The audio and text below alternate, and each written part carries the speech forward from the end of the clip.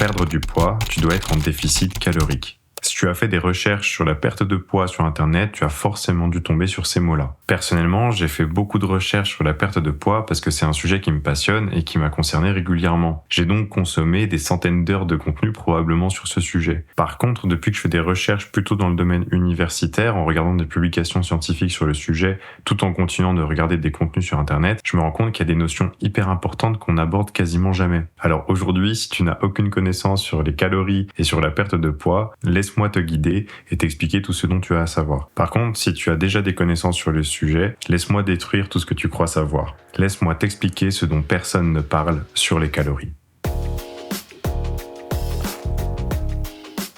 Alors déjà, on va repartir de la base. C'est quoi une calorie ? Une calorie, c'est une unité d'énergie. Donc on s'en sert pour mesurer l'énergie dans quelque chose. Historiquement, la calorie, elle a été définie sur la quantité d'énergie nécessaire pour faire prendre 1 degré à 1 gramme d'eau. Alors c'est hyper spécifique et dans le cadre de la nutrition, on s'en fout un petit peu, mais ça c'était pour l'anecdote pour se la péter en société. En pratique, on va surtout utiliser les kilocalories. Si vous regardez bien, les calories, on écrit ça cal, et sur tous les emballages alimentaires que vous allez avoir, dès qu'on va parler de calories, vous allez avoir le signe K-cal, qui veut dire kilocalories. Kilo, ça veut juste dire 1000, donc en fait, kilocalories est égal à 1000 calories. Parce que c'est un petit peu plus simple de dire que je mange 2500 kilocalories par jour que je mange 2 500 000 calories par jour. Par contre, c'est vrai que kilocalories, on va carrément jamais l'utiliser à l'oral. On va juste dire calories, mais aujourd'hui, calories, c'est égal à kilocalories. Alors, ce qui est intéressant dans les calories, c'est que ça permet de mesurer l'énergie que va apporter des aliments au corps humain. C'est avant tout l'usage principal qu'on a des calories aujourd'hui, c'est de pouvoir quantifier la quantité d'énergie présente dans notre nourriture. Si vous avez vu ma vidéo sur les macronutriments, on a vu dedans que 1 gramme de glucides va apporter 4 kilocalories au corps, qu'un gramme de protéines va également apporter 4 kilocalories au corps, et qu'un gramme de lipides va apporter 9 kilocalories au corps. Donc en théorie, pour savoir mon total calorique sur la journée, je n'aurais qu'à prendre le nombre de grammes de glucides, de protéines et de lipides que j'ingère, et je n'aurais qu'à faire les multiplications par 4 ou 9 pour avoir mon total calorique journalier. Maintenant, pourquoi on parle de déficit calorique dans la perte de poids ? Quand on perd du poids, on perd littéralement de la masse, c'est-à-dire que j'ai moins d'atomes qui vont constituer mon corps humain. Il y a une loi en physique qui est la première loi de la thermodynamique qui nous dit que l'énergie ne peut ni être créée ni détruite, seulement transformée. Si vous vous souvenez des cours ou de cette citation célèbre, rien ne se perd, rien ne se crée, tout se transforme. Dans le cadre de la perte de poids, qu'est-ce que ça veut dire cette loi si on l'applique ? Si je perds du poids, mon poids n'est pas mystérieusement disparu, il s'est transformé. Donc j'ai dû me mettre en déficit calorique, c'est-à-dire ingérer moins de calories dont j'ai besoin sur la journée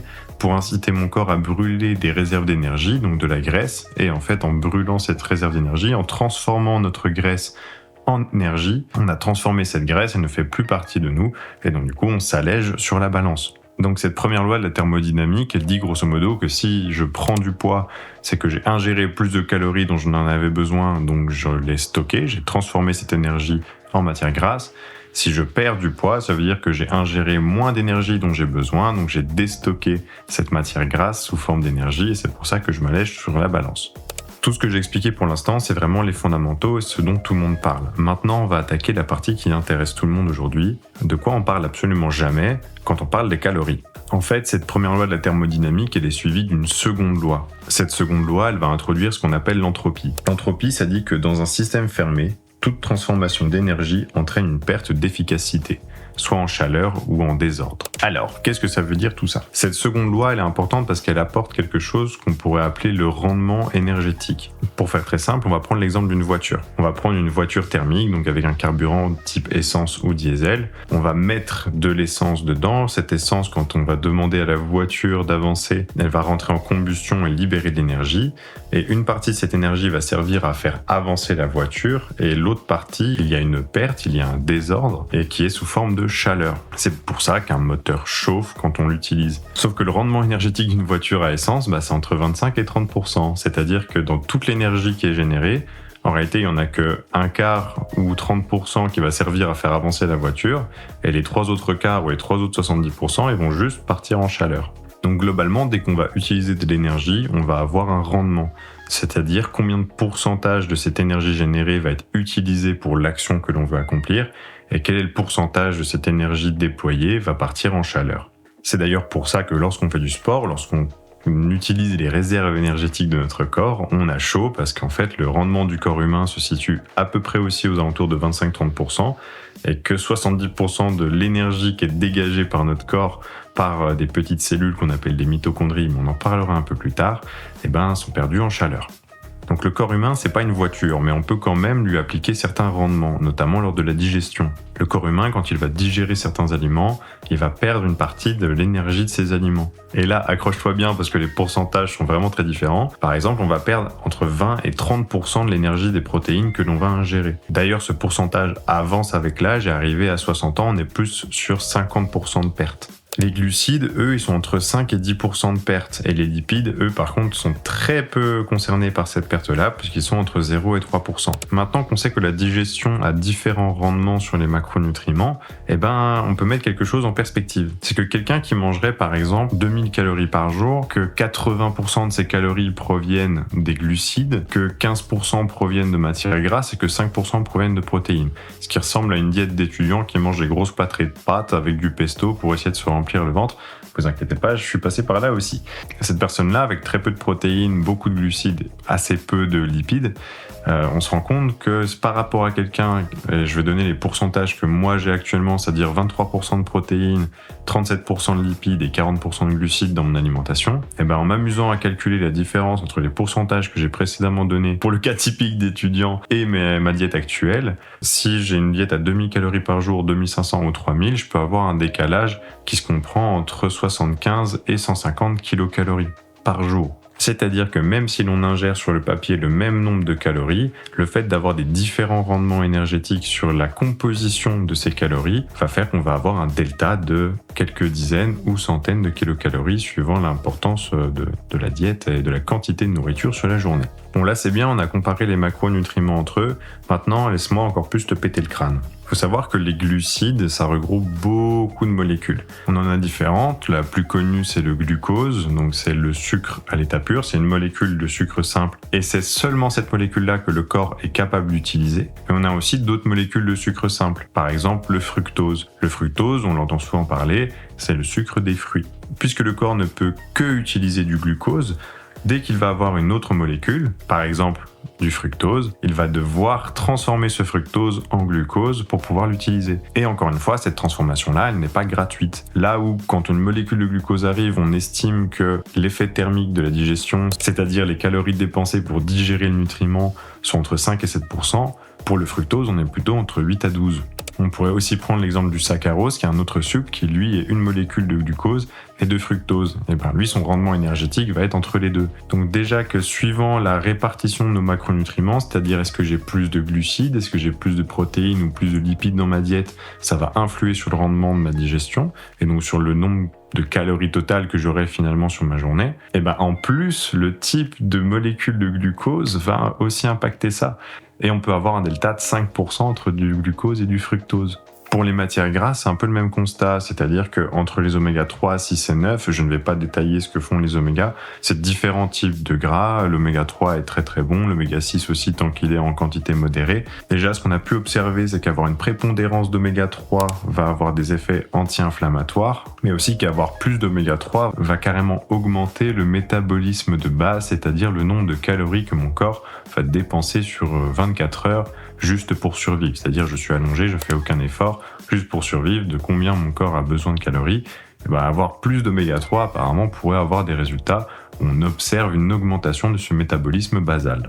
Pour conclure cette partie, on peut déjà se rendre compte que la répartition des macronutriments et encore plus précisément quel type de glucides ou de lipides va influer sur le total calorique journalier parce qu'il y aura un écart de rendement entre certaines molécules. Et même si ça peut paraître un peu burlesque que je passe autant de temps à parler de ça parce qu'on parle de quelques pourcents, mais quelques pourcents sur 2000, 2500 ou 3000 calories, ça fait rapidement entre 75, 100 ou 150 kilocalories. Dans l'exemple où ça ferait 100 calories de différence sur une journée, ça fait 700 calories par semaine multiplié par 52. On arrive à 36 400 calories sur l'année et 36 400 calories, ça équivaut à 4,7 kilos de gras humain. Donc quand on parle de perte de poids, effectivement la matrice journalière, c'est-à-dire la répartition des macronutriments sur la journée va avoir un impact, même s'il peut paraître infime sur une journée, multiplié par 365 jours, ça fait un impact qui est considérable sur une année. Maintenant, il y a un autre point qu'on doit absolument aborder, c'est qu'une calorie ingérée par un individu ne va pas du tout se comporter de la même manière chez un autre individu. L'état hormonal, le profil hormonal d'une personne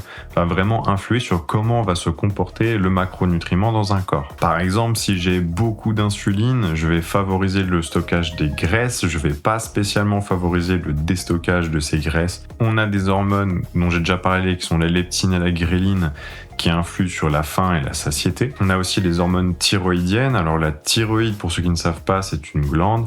Cette glande, elle va sécréter des hormones qui va dicter un petit peu la vitesse du moteur de notre corps. C'est-à-dire que quelqu'un qui aurait des dérèglements sur la thyroïde pourrait très bien avoir une perte de poids assez brutale alors qu'il continue de manger. Et à l'inverse, on peut avoir des personnes dont les perturbations sur la thyroïde vont drastiquement réduire les calories qu'ils vont dépenser sur la journée, et donc du coup ces personnes-là vont être très sujettes à la prise de poids. Donc une calorie ingérée dans un système où la thyroïde est déréglée ou dans un système où la thyroïde se comporte bien ne va pas du tout avoir le même impact. On peut aussi parler du cortisol, donc j'en ai déjà parlé, qui est l'hormone du stress, qui va elle favoriser le stockage des graisses notamment abdominales et qui va avoir des effets en cascade sur d'autres hormones qui vont empêcher le bon fonctionnement du corps humain. Donc toujours parler de déficit calorique quand on parle de perte de poids, c'est quand même oublier l'énorme éléphant dans la pièce qui est toute la machinerie du corps, qui est toute cette machine hormonale qu'est le corps humain, et que une calorie ne va pas se comporter de la même manière suivant les individus. Si vous avez un métabolisme qui est en bonne santé, que vous faites du sport, que vous êtes actif, que vous mangez équilibré, que vous n'avez pas de carence, effectivement si vous voulez perdre du poids, peut-être que la dernière étape à faire sera de faire un déficit calorique. Par contre, et pourquoi je veux prendre le temps de faire cette vidéo aujourd'hui, c'est de vraiment sensibiliser sur le fait que les calories en elles-mêmes ne sont pas si importantes que ça,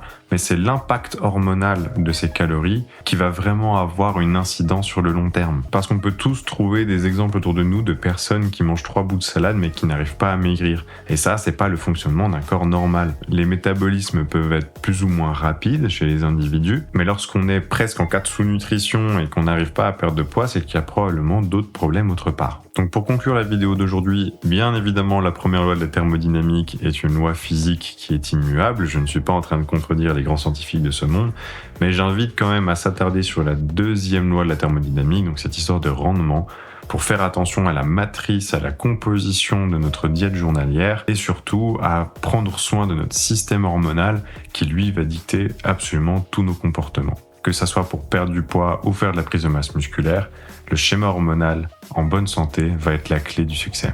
Merci d'avoir regardé cette vidéo, j'espère qu'elle vous a plu, n'hésite pas à t'abonner si elle t'a plu. Moi en tout cas je te dis à la prochaine, laisse-moi un petit commentaire si tu veux une vidéo spécifiquement, et à la prochaine, salut.